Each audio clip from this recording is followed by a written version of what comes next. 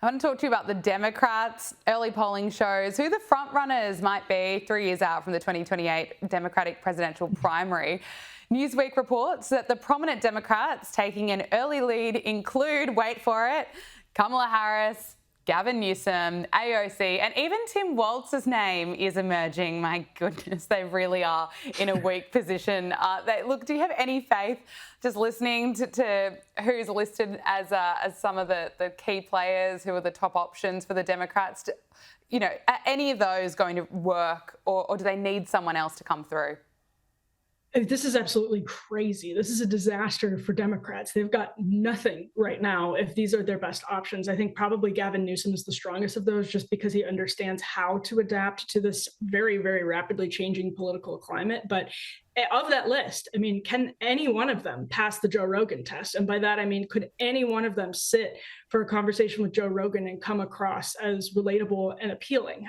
Kamala Harris obviously didn't even try, but had she tried, I'm not so sure. It may have helped her a little bit, but it actually may have backfired because you have to be somebody. J.D. Vance did this very well. Obviously Trump did it well in terms of authenticity and being an entertainer, but J.D. Vance sat and talked to Joe Rogan authentically, guy to guy for a long time. Could any of those people on that list pass that test? Are any of them actually able to reach out to your average working class, white or black or Hispanic male voter to the point where Democrats are able to put up better numbers in a presidential election? No, is a very clear answer to that question at this point. So that's a really, really sharp problem for them. Absolutely not. That is the short answer. No, but it's great to see the Joe Rogan test, that's kind of the new standard, that politicians can't get away with just one or two catchphrases or some spin. They really have to be authentic and be able to speak for 3 hours, answering all types of questions and not getting tripped up. I think it's a good thing, and I think it means that, Americans can get a stronger sense of who someone really is. Kamala Harris, she attended a Broadway show in New York City and she reminded everyone about her speaking skills. Let's take a listen. For those rights to be maintained, which means we have to be vigilant, and it's just the nature of it. Yes, I mean, look at this beautiful play and everything that we know he was suppressed, he had to suppress so much. But he knew, and he took those risks, but we have to be clear-eyed. And it doesn't mean we don't see the beauty in everything, right? These things all coexist. But I believe we fight for something, not against something.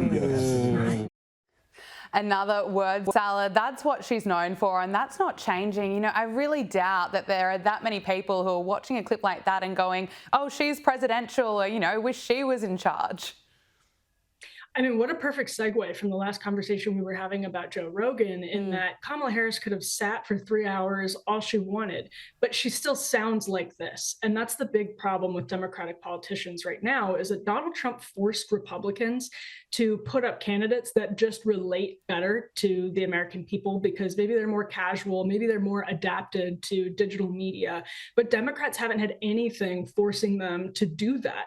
They had Joe Biden, a man who couldn't take questions for most of his presidency at length because he would stare off into the distance and look like he was lacking mental capacity. So they haven't been forced, right? Yes, that was very clear to everyone. And they haven't been forced to put up someone who really can be authentic. And this is Kamala Harris in what should be the most authentic situation in the world. She's just talking to some people.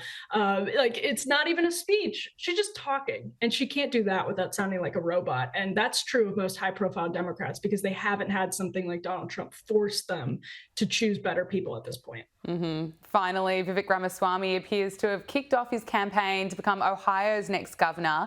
He's filed paperwork with the Ohio Secretary of State's office, signaling his run for the 2026 election. Now, he's expected to launch his campaign next week. What can we expect from this, Emily? This is actually going to be a really tough race. He comes in with a lot of name recognition and probably a lot of money. He has baked into his candidacy that he's been close to Donald Trump. That said, these races do tend to be more local. And what that means is the Republican Party in Ohio and Republican voters in Ohio are going to look at this race really closely. It's not going to all be about name recognition, and it's not going to all be about money. So if you're someone who came up through the ranks in Ohio politics over the course course of years, you actually will, as Ramaswamy's likely opponents have, you're actually going to have to deal with that if you're Ramaswamy. So I think a lot of people saw this as maybe a consolation prize, a slam dunk, like, oh, he's going to run back to Ohio and he'll climb the ladder there and it'll be a sort of easy rung on the ladder for him. But actually, these things are really tough. J.D. Vance's primary was really tough in the Senate race back when he was first elected by Republicans. So this is not going to be a slam dunk by any stretch of the imagination, though he will certainly be competitive.